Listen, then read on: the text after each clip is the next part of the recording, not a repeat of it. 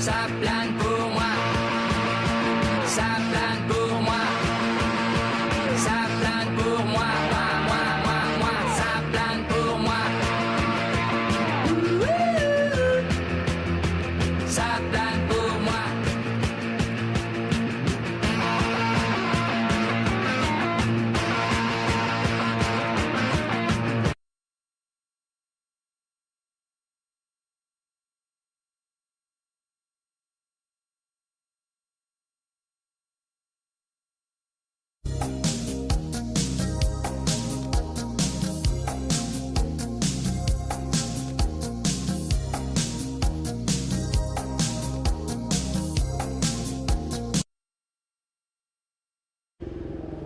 Welcome back to the glamorous streets of Monaco for the third round of GP2. It's a feature race like no other.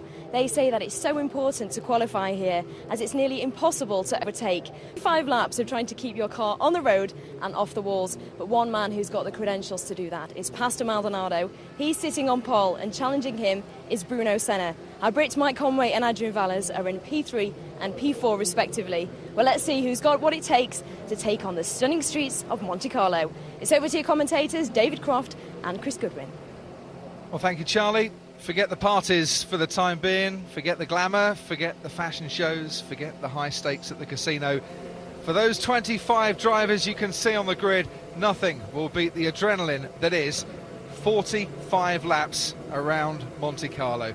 A GP2 feature race, which Chris Godwin, yes, it's difficult to overtake, but we've seen plenty in the past, and I think could give us the standout race of the year. Well, we heard earlier from Pastor Maldonado, pole sitter again here. This guy knows these streets like the back of his hand, is always quick here. But even he said, although he thinks he's got 90% of the race in his pocket, that's 10% left.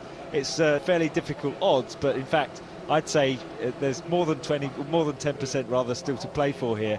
There's everything to play for down into turn 1, and then 45 laps around here. You can so easily make a mistake. Yeah, let's see if the Venezuelan has got his sums right then in Monaco for this feature race.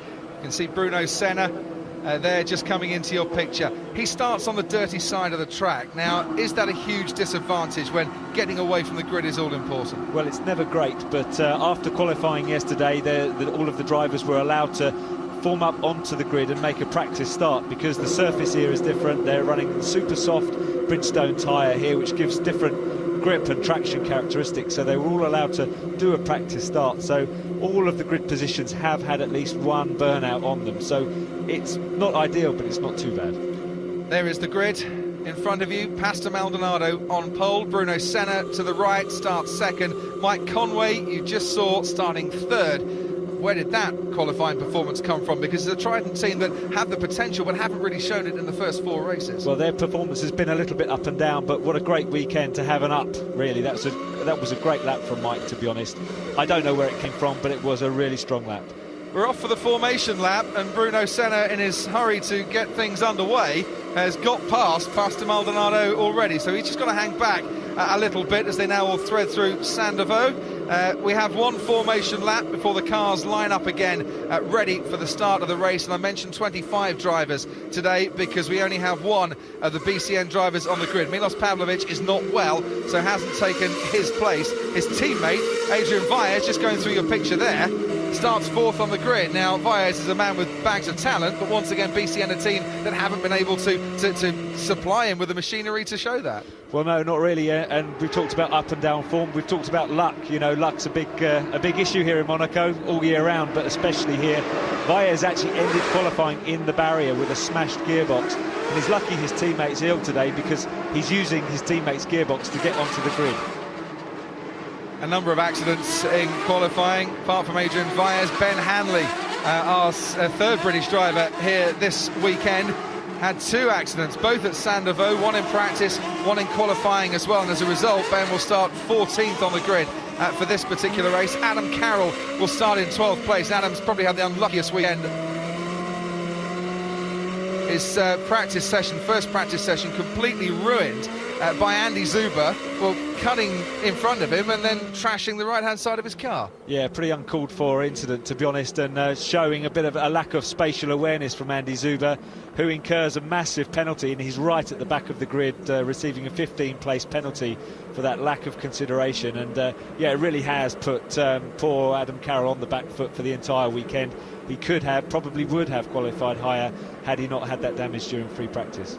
The most famous shot of all in Formula One, the harbour, billions of pounds worth of hardware floating in the waters, and then millions of pounds worth of GP2 machines threading their way through on board here, the swimming pool chicane, which leads to the famous corner at Le Rascasse and the cafe just down below you. And then onto the starting grid once more. It's a formation lap that takes an absolute age, which for the drivers won't be helping the nerves. There's about 12 guys out there today that haven't done GP2 around Monaco. They will be frightened as anything. Well, it's a big race, it's a big event. The whole event, the pressure of being here during this weekend is absolutely immense.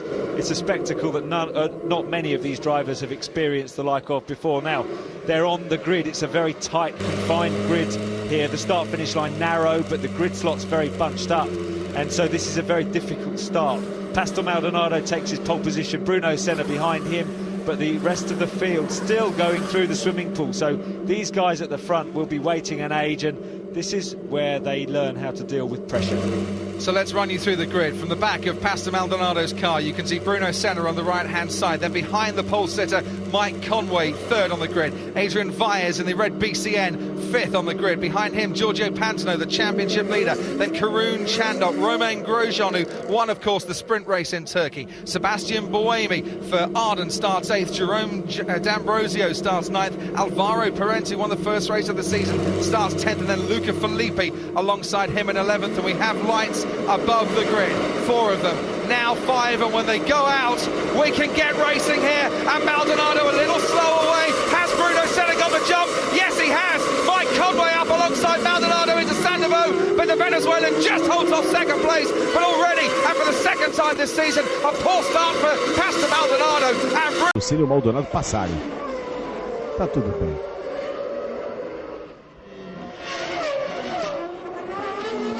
Essa prova em Monte Carlo, Bruno Senna passa. Pastor Maldonado em segundo, vibra muito Bruno Senna. 1h03 36 segundos e 91 milésimos. Bruno Senna a uma média de 141 por hora. E olha só o que aconteceu com o Mike Conway na última volta. O Mike Conway na última volta ficou na contramão. Ele errou a entrada da nova chicane. Na saída do túnel, na nova chicane. Essa piscina. Ou esta piscina? É, não é essa piscina, desculpa, é a chicane. É. Nova chicane, sim. Olha só o que aconteceu com o Mike Conway. Todo mundo esperando, cadê ele? Ele não vem. Mas que decepção para a turma ali do boxe, hein?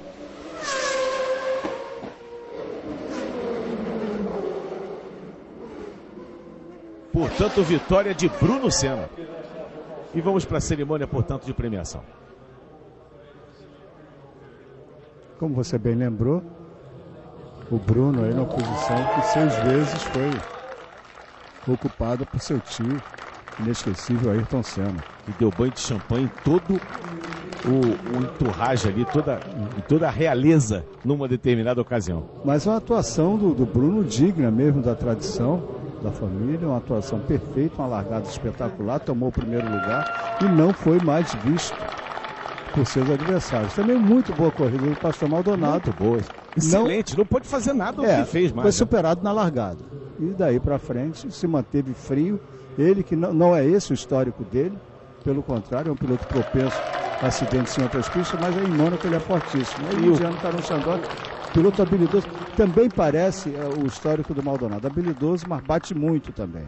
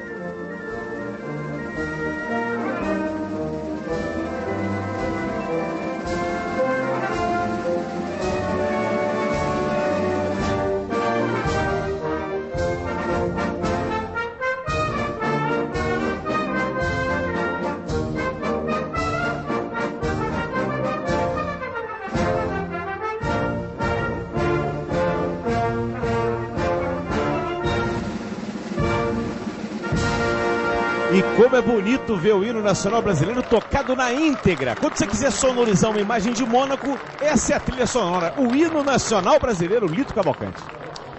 Tocado com méritos para o piloto que dominou o dia, segundo no grid, uma largada perfeita, se beneficiou de estar na parte limpa da pista, aproveitou bem, liderou a corrida, dominou a corrida e chega aí a 2 pontos do Giorgio Pantano. Progrediu bastante no campeonato, Sérgio. Lito, um grande abraço a você. A imagem linda de Bruno Senna, Karun Sandrock, Pastor Maldonado, a festa brasileira em Mônaco. Começou bem o Grande Prêmio de Mônaco com Bruno Senna conquistando a vitória. Amanhã voltamos a nos encontrar para a segunda prova da GP2 a partir de 11 da manhã. Festa brasileira nas ruas do Principado. Grande abraço a você, Lito. Grande abraço, Sérgio. Aí, Bruno recebendo o beijo carinhoso da mãe.